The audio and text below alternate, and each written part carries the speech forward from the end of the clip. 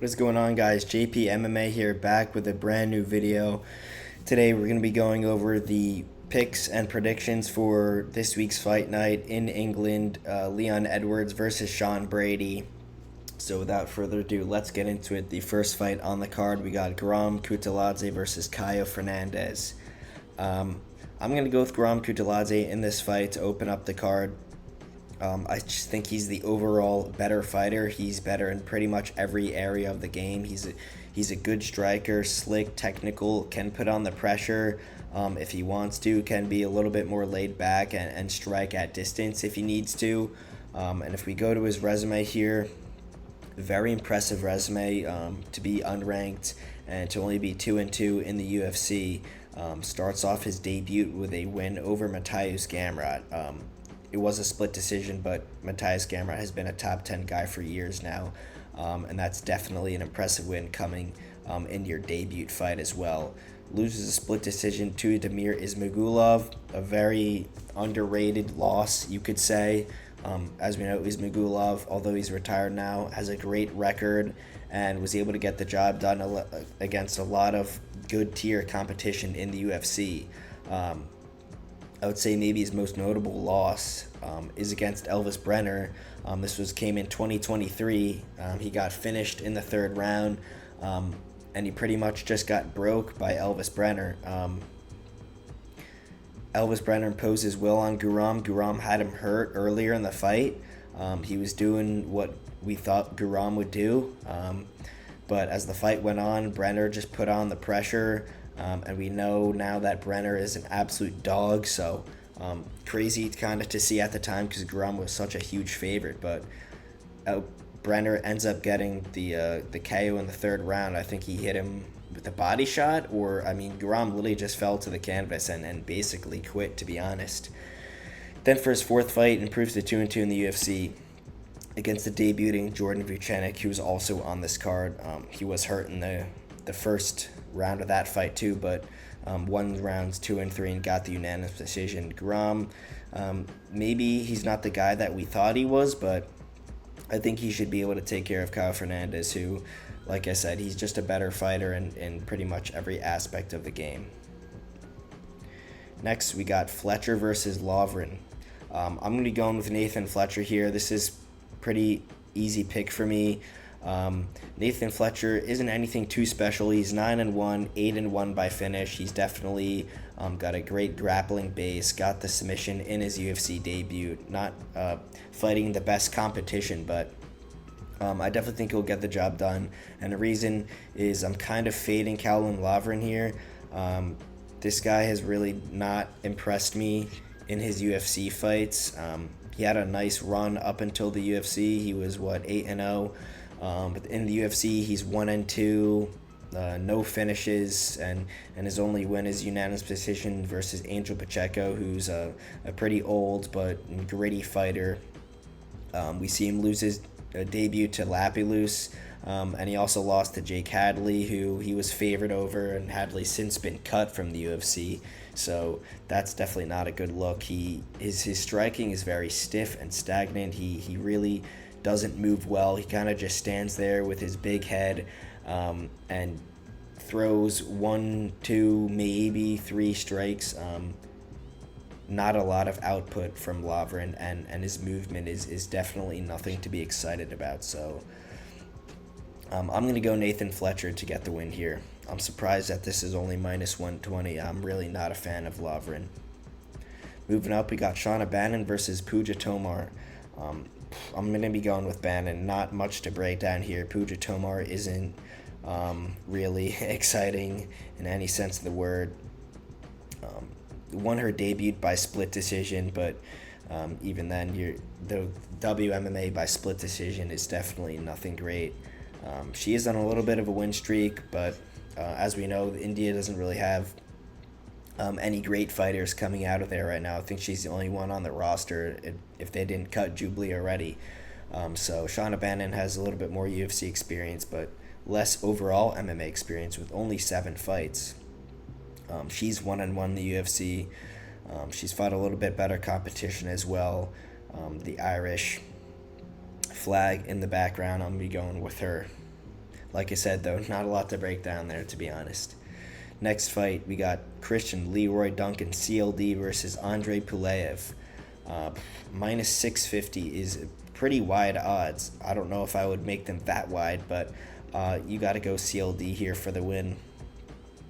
He's looked pretty good in the UFC. I know he's had some interesting losses, but he's 10-2, 9-0 by finish. So he is a finisher. He's a very good, slick striker. Very creative, fast, moving light on his feet, throwing, spinning, attacks, stuff like that. So he got a KO in his debut, which is always great to see. He wasn't versus great competition, but we saw him lose to Armen Petrosian. He got outstruck a little bit in that fight. Maybe that was his welcome to the UFC fight. Kind of a little bit of a fraud check there. But since then, he got 2 more KOs and then lost to Gregory Rodriguez, which was pretty dominant, I will say. Gregory Rodriguez really used the grappling to nullify CLD striking in that matchup. So even though he's only 3-2 in the UFC versus a guy making his debut and most guys outside the rankings, I'm going to pick CLD to get the job done here. Andre Pulev isn't a bad fighter. To be honest, he's 9-2, got a decision win on the Contender Series. He can strike, he can grapple. And he's from Russia, so definitely nobody to step right over when you're making a pick. But I think I agree with the large favorite for CLD. Next fight, we got Marcin Tybura versus Mick Parkin. This is an interesting one. It may not be the most exciting fight, to be honest, even though it's at heavyweight. We got pretty much a exact pick'em for the odds here in this fight. I'm going to be going Mick Parkin to get the job done. Probably a 29-28 decision. Tybura is very hard to finish, and Mick Parkin isn't the greatest finisher. He had some more finishes outside of the UFC where the competition is a little bit worse, but inside the UFC, he hasn't really been able to get the finish, and we've seen with Tybura's opponents, the guys that try and get him out of there early end up losing in the later rounds. Jonathan Deniz in his last fight had Tybura hurt. For some reason went for the takedown. Tybura definitely not a guy you want to be taken to the ground and kind of getting into a battle with. Tybura is very good against, I would say, the guys outside the outside the rankings and the little less experienced guys. Obviously, Tybura has 35 MMA fights, so definitely a crafty vet, you could say. I mean, he has a ton of UFC fights and has actually been quite good in the last 5 years, so definitely not somebody to be sleeping on. But I am going to go Mick Parkin here. He's 10-0, undefeated prospect. He's into the rankings. Like I said before, he's not the craziest finisher. He does have 7 finishes in his 10 MMA fights. I'm going to go on Mick Parkin. He doesn't have the craziest output, but he does train with Tom Aspinall. He's got some nice striking. He prefers to keep it on the feet. He does have KO power. We just saw him KO Lucas Bursky in the first round.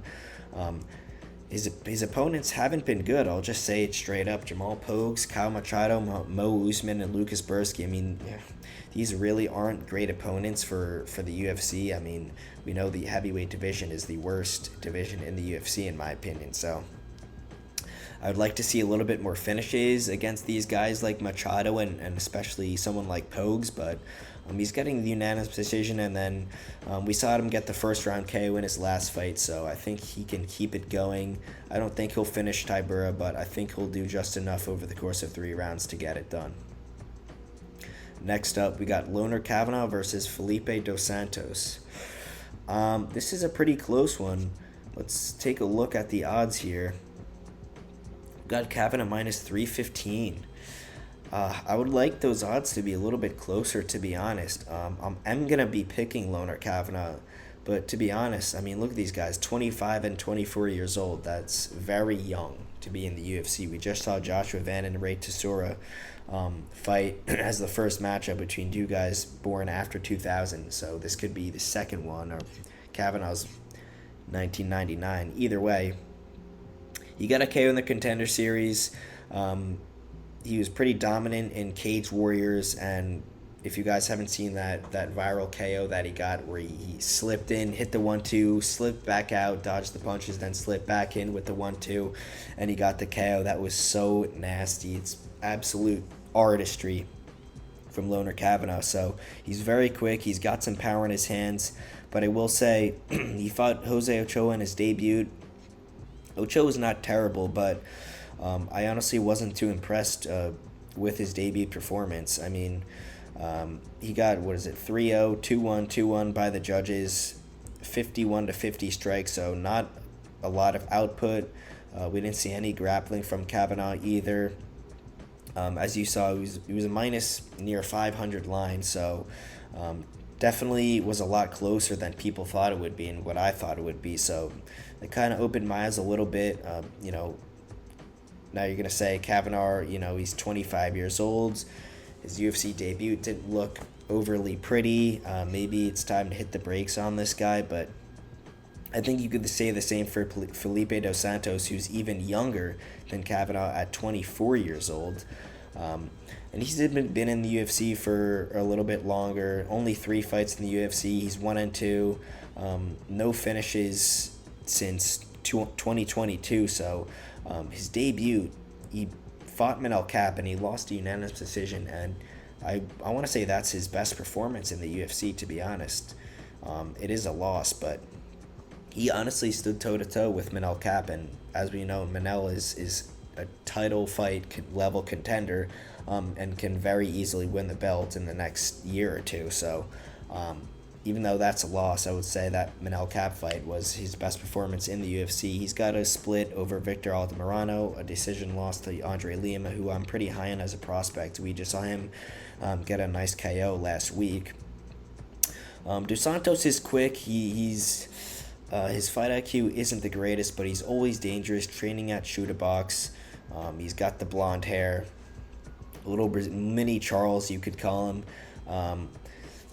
He's 24 years old, and even though Loner Kavanaugh doesn't have a lot of fights at all, he's got less fights than Felipe Dos Santos. I just feel like Dos Santos is a little bit too reckless, and a little bit just less skilled than Loner Kavanaugh, who's a little bit more polished and I guess safer with his performances. Ending off the prelims, we got Jai Herbert versus Chris Padilla. Both of them are mainly strikers. Jai Herbert, good at managing the distance, picking his shots, and definitely wants to stay on the feet. He's getting up there in age at 36 years old. Although he doesn't have a great UFC record of 3-4-1, he's had some really nice competition. Renato Moicano, Ilia Topuria, Ludovic Klein, Fares Yam is climbing up the rankings fast, so that doesn't look like a bad loss. Cal Nelson is actually a decent win. And he's fought some decent competition out of the UFC as well. I'm not that high on Jai Herbert, guys. He beat a decent prospect in Orlando Bedoya. He's almost been out for a month, which is crazy to think about. I'm going to be picking Chris Padilla in this fight. He's 15-6, although he doesn't have the best record himself. He's on a 5-fight win streak, all of them being by finish. He's 2-0 in the UFC. He submitted James Yontop, and while he is impossible to KO, his ground game isn't as good as his striking, so he's 1-2 by sub, but he's a very, very tough guy to get out there and finish, and Chris Padilla managed to do that in the first round. And then in his second fight, he gets the TKO doctor stoppage against Rong Zhu, who was coming off a win as well, and he landed a clean elbow right to the eye, and Rong Zhu's eye just blew up. And that caused the doctor stoppage. So, Chris Padilla is a finisher. He's an animal. He's got 13 finishes and 15 wins. He's got a little resurgence in his career. Yes, you see that 1-4 span not too long ago, but since then he's won 5 in a row, all by finish. And like I said, I'm not too high in Jai Herbert. I think he's getting up there in age. He's going to be losing more and more to lesser competition, while Chris Padilla is a little bit better than Jai Herbert in the striking and in the grappling, and has a lot more potential to get the finish. So I'm going to be going Chris Padilla in this matchup. The odds are pretty surprising. It's a dead pick'em right now. Um, the odds here, Padilla as a slight underdog. He started at plus 150, then went to a small favorite. It's been going up and down right near the even odds line this whole time. I'm going to be going with Chris Padilla here, guys. To start off the main card, this is a great main card for Fight Night, but we kind of deserve this after Vettori Delidze in the Apex. We got Jordan Vucenic versus Chris Duncan. Vucenic minus 400. Would I put him at minus 400? No, I'd probably put him at minus 280, maybe 300, but doesn't mean I'm not going to pick him. I am going to be picking him here.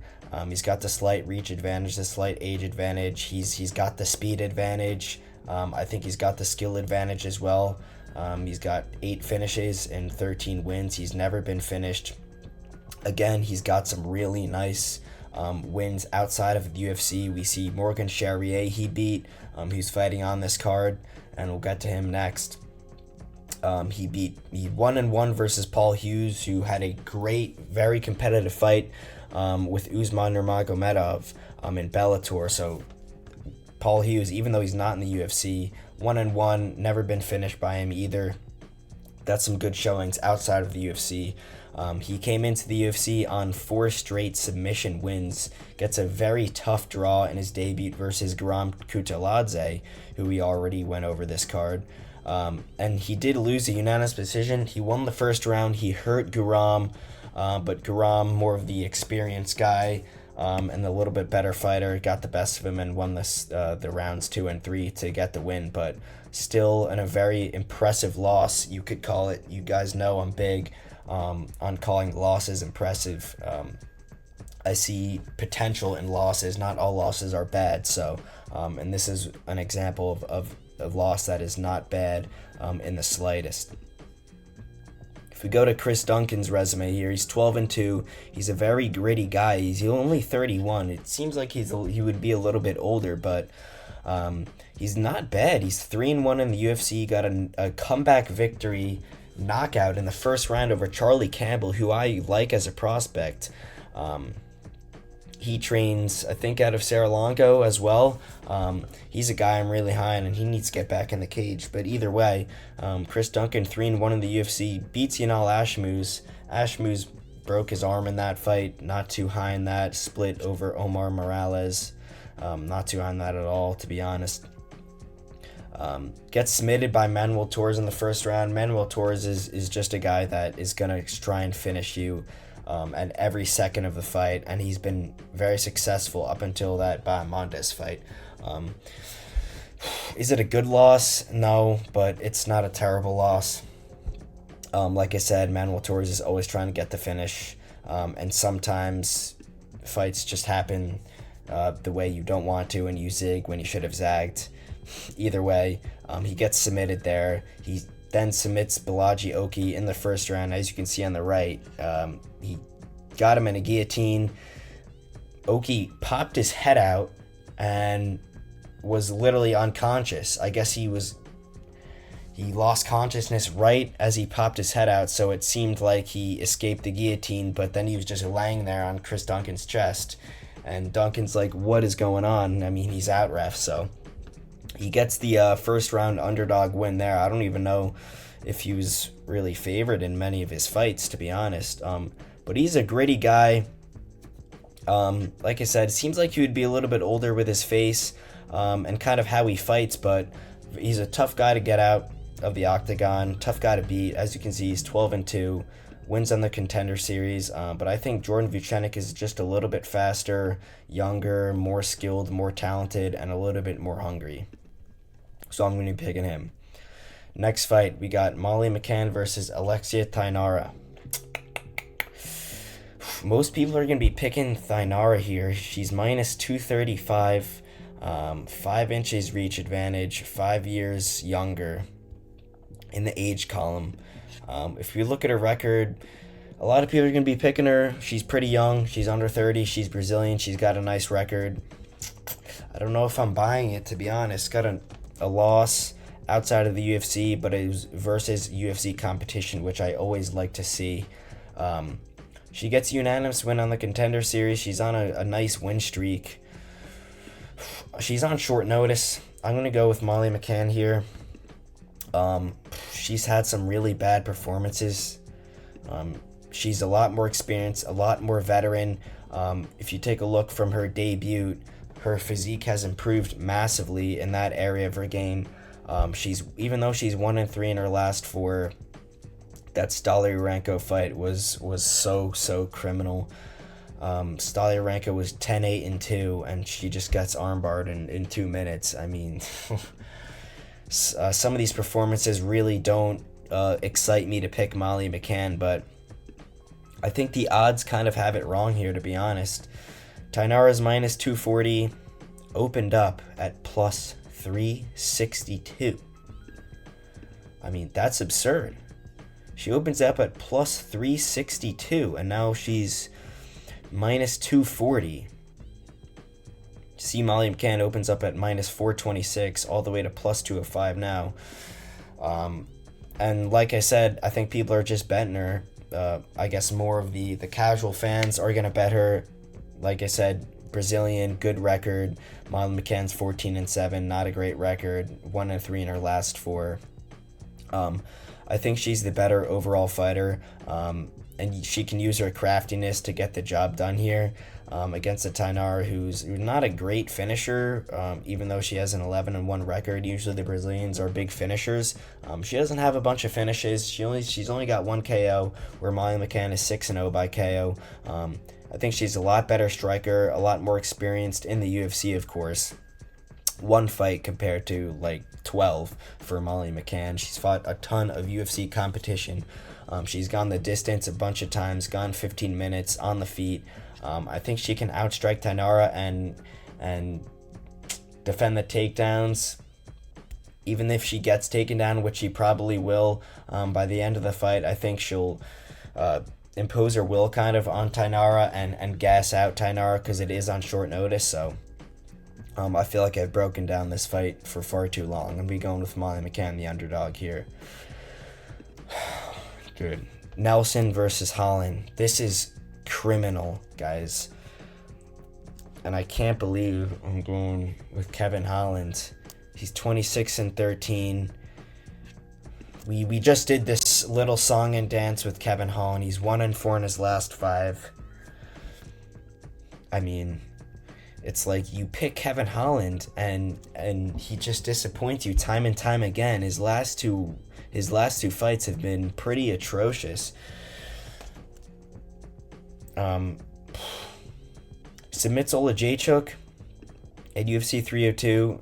He got dropped in that fight as well, and then armbars Olajaychuk, who refused to tap. Was his arm broken? I thought it was, but maybe it wasn't.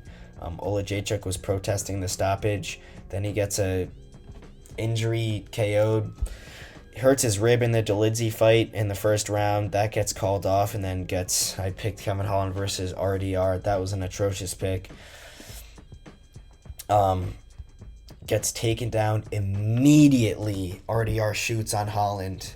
Holds him down. Holland kind of reverses the position, throws up a triangle / armbar. That doesn't happen, of course, because RDR is actually good at grappling. And he ends up submitting Kevin Holland by rear naked, I'm pretty sure. I might switch my pick. I feel like we're being tricked by Kevin Holland, to be honest, to thinking he's like good.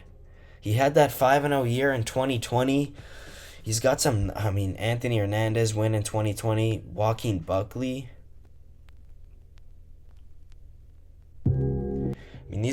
Those are very good wins, but that is 2020. Both guys have improved massively at this point in their careers, and I would 100%, without a doubt, take those guys over Kevin Holland now.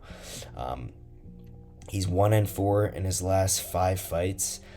Like I said, I feel like we're being tricked by Kevin Holland. Any grappler this guy faces, he gets submitted. Rainer de Ritter, Roman Dolidze, he gets finished by on the ground. Khamzat Chimaev, he gets finished. These are good grapplers, but even still, Vettori's we just saw his performance. Lose to Marvin Vettori, Derek Brunson. kind of a slobby fighter. And then Stephen Thompson loses to a striker, Jack Della Maddalena, Michael Venom Page. These guys are strikers, and he's losing to. Who's he beating? He's not beating the grapplers. He's not beating the strikers. Santiago Ponzinibbio? I guess. I mean, third round, you should be really outschooling Santiago Ponzinibbio at this point, and I needed to get the finish, so that's not a bad win at all. I feel like he just gets a nice finish versus a guy outside of the rankings every so often, and we feel like Kevin Holland's back, and he's ranked. He's top 15, right? He's part of that group. He's that caliber. He's ranked caliber, but I mean, I don't think he is at all. This wasn't a split decision to JDM. He got outstruck. I had it 2-1, maybe 3-0 JDM. He really got dominated by Michael Venom Page on the feet. As much as I'm bagging on his losses, he is versing very good competition. So, thing is, guys, I picked Martin Vettori last week, and he was coming off 2 years layoff, and we saw his performance. He looked pretty atrocious, not throwing any combinations, not any output. He won one round against Stilidze on the feet. I mean, that's just terrible. It really is. And then we have Gunnar Nelson here coming off 2 years layoff. What do? I really, really don't want to pick either guy. I would really advise not to bet this fight, to be honest. Like I just said, Kevin Holland has proved time and time again in the last 2 years that he is not to be trusted in the octagon with your money. On the other side, Gunnar Nelson is coming off 2 years layoff, and it seems like only Henry Cejudo or John Jones, people in the top all-time list, can actually succeed when coming off that type of layoff.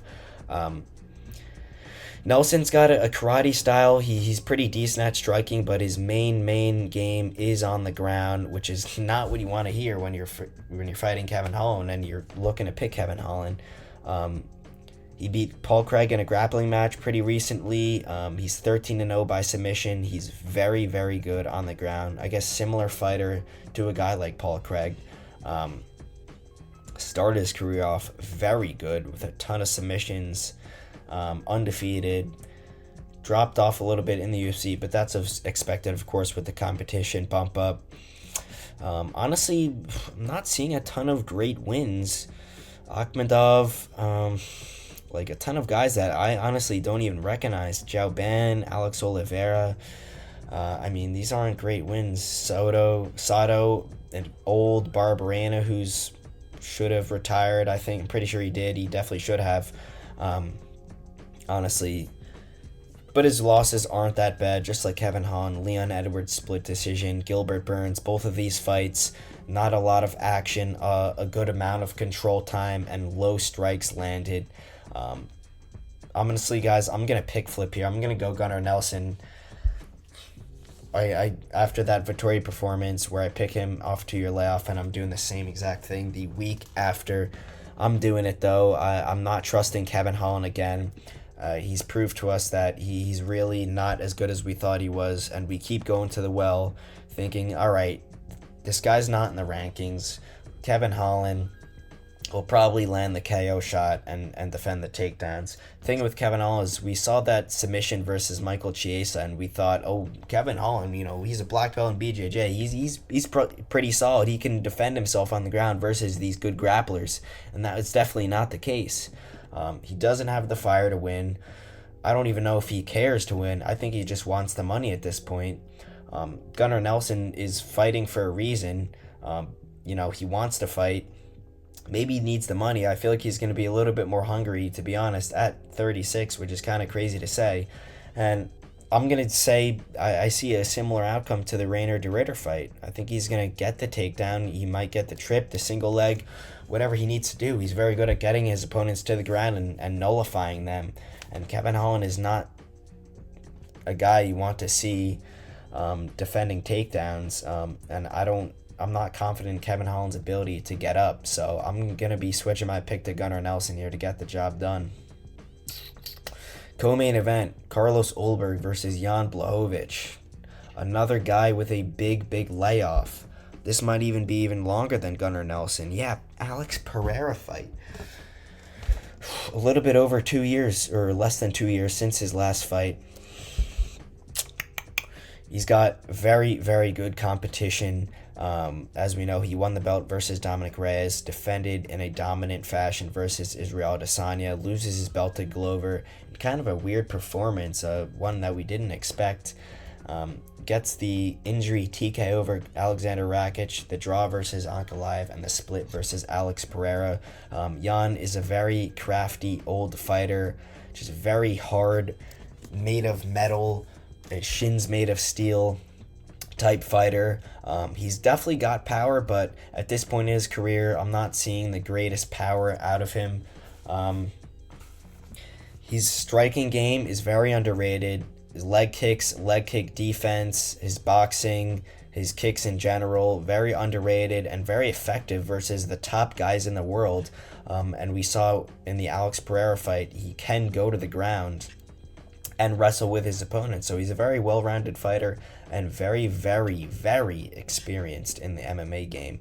He's taken on Carlos Ulberg, 12-1, coming out of CKB in New Zealand. He's a very slick striker, not the craziest output, but as you can see, he's on a very nice win streak in the UFC. Only has one loss, coming to Kenny Nzechukwu in the light heavyweight division. He's since moved to heavyweight. He loves to throw his check left hook. The left hook, similar to Alex Pereira, is his favorite punch, is his weapon of choice, you could say. And he's got some very nice performances. He's got a first-round KO against Tafon Nchukwi. Not a great fighter, but first-round KO in 1:15 in the UFC is I'm going to give you credit for that either way, unless it's for a CM Punk, someone like that. Beats Nikolai Negumereanu in the first round by KO. Like I said, if you guys haven't seen that, his check left hook, beautiful, throws the jab. Negumereanu keeps coming, throws the left hook again, and he drops him, finishes him from there. Igor Peteria gets the first round because that's 3 straight first round KOs. Peteria, not the best fighter in the UFC. He's since been cut, but definitely a guy that isn't a tough, easy out by any means, but if you're a good level fighter, you should be beating Potiera. Gets the submission over Dawoon Jung. He was my lock of the card this fight, and it was a little sketchy, to be honest. Dawoon Jung was a decent prospect at light heavyweight, pretty good on the feet, still a young guy. I think it was 1-1 even going into the third round before Ulberg took over. I think he hurt Dawoon Jung in the third round. And had the rear naked choke eventually. Kind of weird seeing a rear naked choke as a light heavyweight and pure striker for Ulberg, but he hurts him. He falls to the ground, does Dawoon Jung, and Ulberg sinks in the rear naked choke, and it initially went to a unanimous decision, but it actually got overturned when they saw that Dawoon Jung actually tapped to the rear naked. As you can see, it ended with 11 seconds left. They initially missed that and ended as a UD, but they reviewed it, replayed it, and saw that he actually tapped. So they gave him the submission. Never really seen that before, but moving on to his next fight, KOs Alonzo Menifield in 12 seconds. Yes, that's impressive, but I'm just gonna say that Alonzo Menifield performance was just atrocious. I don't know how much credit I'm gonna give Ulberg. That's the last thing you want to do when fighting Carlos Ulberg, is just bum rushing him, and that's exactly what Alonzo did. Menifield's a solid fighter in this division. He's kind of been on the decline in the last year or two, but still a solid win on your resume. And then he beats Volkan Ozdemir in China by unanimous decision in a 3-round co-main event. Or not co-main, on the main card, 98-96, so a good output from Ulberg. He definitely won the fight, in my opinion. He got 2 3-0s from the judges. No grappling needed, stayed on the outside. It was a very competitive fight. And I see a lot of people saying, he kind of struggled in this fight. Ozdemir kind of leg kicking him, which Olberg does have a little bit of a weakness with the leg kicks, and we know Jan Blachowicz has a great strength in the leg kicks. I don't really care about that. People are kind of overrating his bad performance. If you know what I mean. They're kind of overreacting, saying he didn't look that great versus Ozdemir. I'm saying that this is a great win. Volkan Ozdemir is a very, very good fighter, and we thought maybe he was coming out of his prime. He was 1-3 in this 4-fight stretch in 2022. Since then, he had 2 first-round finishes, and then he fights Carlos Olberg, where Olberg has been on the very steady rise in this division, and this was no easy test for Olberg in this fight versus Ozdemir. Ozdemir is a very good fighter, and he still is, and has the ability to fraud check anybody. We saw him do it with Bogdan Guskov.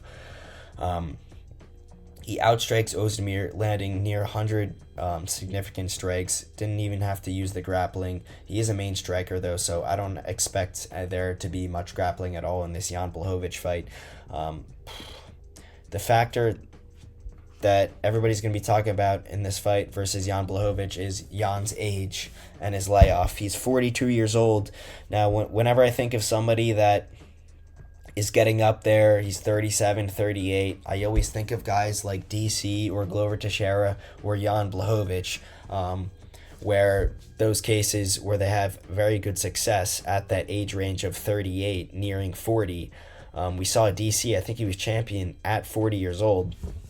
So Jan's one of those guys where I really think of him when I'm thinking of guys getting up there in age and having success. So age 42 doesn't play as much of a factor as it normally would have, considering it is Jan Blachowicz, and we know how good he is when he was 38 or 39. But I'm going to be picking Carlos Olberg here. He's a lot younger. He's a lot faster. He's on the rise. He's very technical. He's very good at not getting hit with the power shots. I don't see Jan Blachowicz catching him with a power shot and knocking Olberg out. I think he's got some nice defense, at least from the punches. We'll see about the leg kicks, though. I'm going to be going Carlos Olberg here to get the 29-28 decision. Blachowicz maybe winning round 1 or 2, and Olberg winning round 3 and 1 or 2 to get the 29-28 decision. A similar fight to Volkan Ozdemir. A good amount of strikes landed on the feet, going the distance. I'm going to take Olberg. Now we got the main event, Sean Brady versus Leon Rocky Edwards. Sean Brady, as the favorite in this fight, he's minus 155, started at minus 130, has really got more juiced as time has went on, and is currently 155. It's interesting, we saw with Rafael Fiziev being minus 170 versus Justin Gaethje. I thought the books may have known something we didn't. They were pretty confident in Fiziev. I thought those were pretty crazy odds, and it kind of swayed me to pick Fiziev.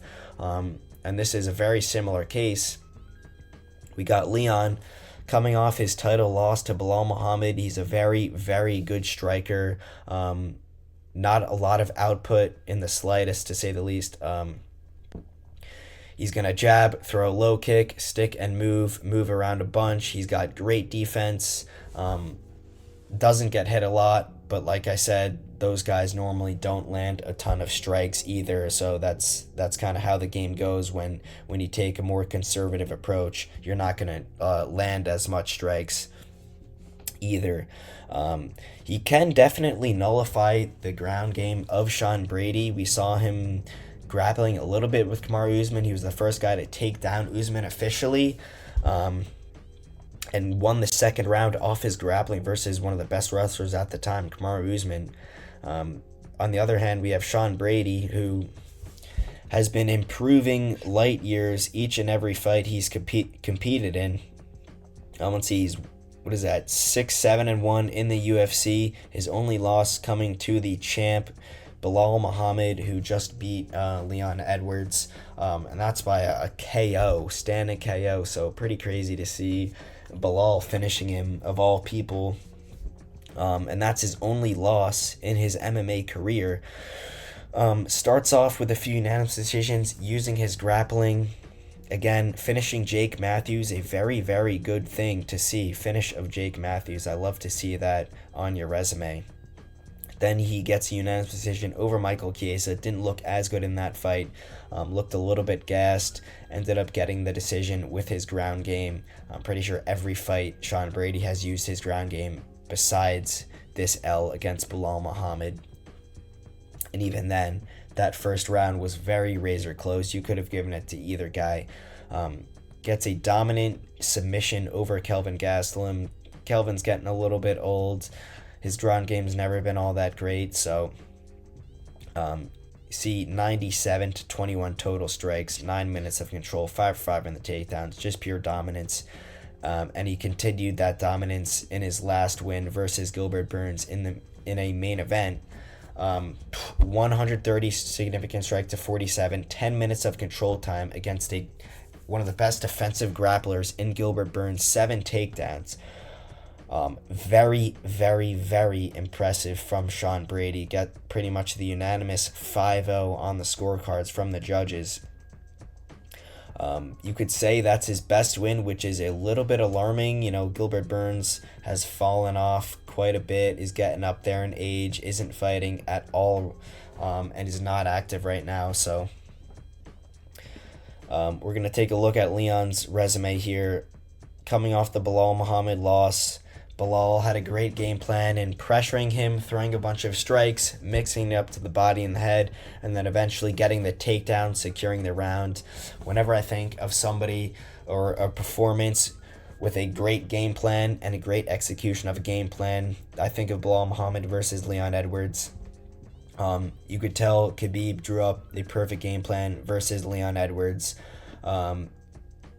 When we saw him in the later parts of the round getting that takedown after kind of piecing him up on the feet, you could tell that was very strategic in securing the round and not letting the round get away from him, and that's exactly what he did. He had all the success in the world against Leon Edwards besides the last round where he did get held down a bit and cut open from a Leon elbow. So we know Leon is making these excuses from his last fight, saying that it was 5:30 in the morning, and even his coach is saying it's really not a good look. And he won the 5th and final round with his grappling, which uses more energy than striking. So I don't really see how that fighting at 5:30, which everybody on the card did as well, really affected you that much, even though you're winning the last round, which should be the round where you're most tired in. And of course, his opponent, Bilal Muhammad, was fighting at the exact same time and looked spectacular in that fight. Leon is probably the most skilled welterweight on the planet right now. His defense, his striking, his wrestling, his well-roundedness is really something that's just beautiful to watch. On the other hand, Sean Brady, a very, very good grappler, and I'm going to be honest, I'm high on Sean Brady right now. I think that gym, him and Joe Pyfer, have really got something special going on in Philadelphia. Just a gritty gym, working hard every day, sweating, probably getting staff, who knows, but everybody's got staff nowadays. Even Leon might have staff. You guys have seen that picture on his right elbow. I'm going to be going with Sean Brady here. I think if he fights a very similar way to Bilal Muhammad fought Leon Edwards, which is in his style to do, I think he can get the job done. I kind of want to pick Leon, but I don't really trust him. And I tend to side more with the grapplers to get the job done because they can get the takedown. And when you're betting on elite grapplers, they usually have the skill to hold these guys down and secure the round.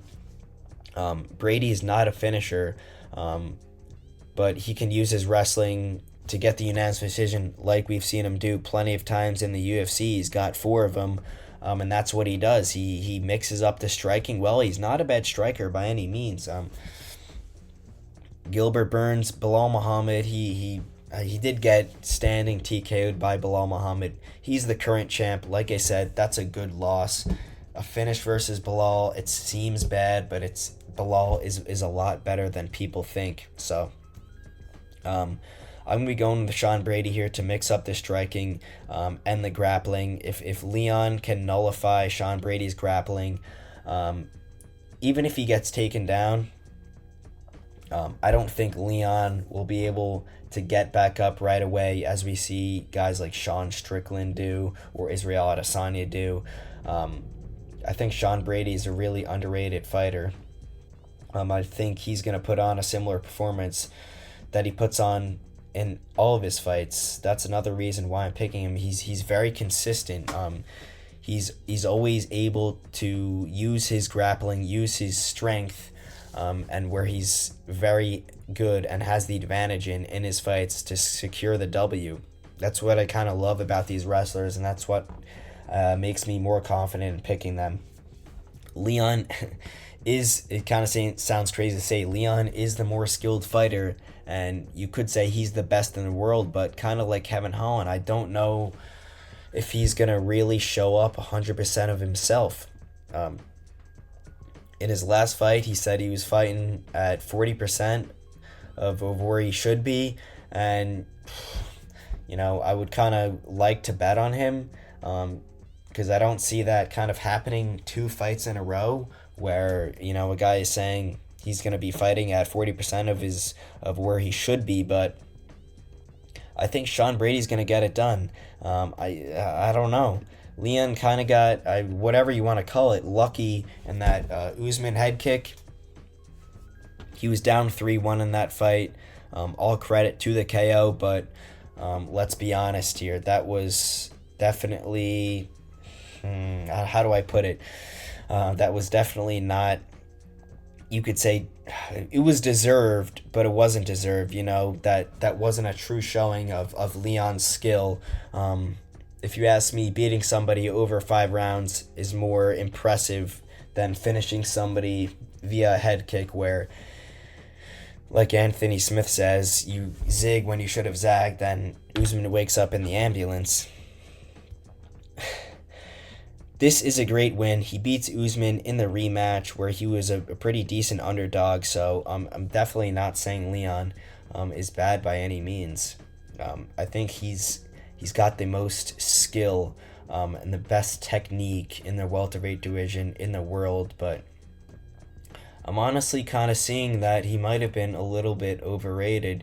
Yes, he had that very large unbeaten streak, but Bilal Muhammad, Kamaru Usman, these are wrestlers, and we see a guy like Gunnar Nelson, who's a big wrestler. He takes Leon to a split decision. Bilal Muhammad definitely likes to work in the wrestling. He loses to Bilal. Yes, he beat Colby. Colby's Colby. He's kind of washed right now. I'm not going to really give that fight too much props to Leon. And I don't know how many times I'm going to say it. For the 10th time, I'm going with Sean Brady. Enough breaking down that fight. I'm going with Sean Brady. He's going to use his grappling. He's going to use his striking. He's got to put the pressure on Leon Edwards. If he allows Leon to walk him down all night and gives in to what Leon wants to do, which is just striking and kind of low output, that's where Leon has his best chance to win. And that's what, if you do that versus Leon, that's what a lot of opponents kind of do versus Leon.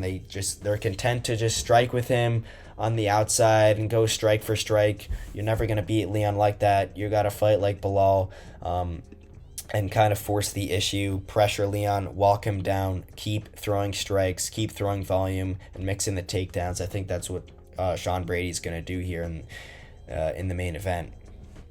So that is going to be it for this breakdown and predictions video of UFC Fight Night Edwards versus Brady in London. If you guys enjoyed the video, please drop a like, hit the subscribe button also, and I will see you later.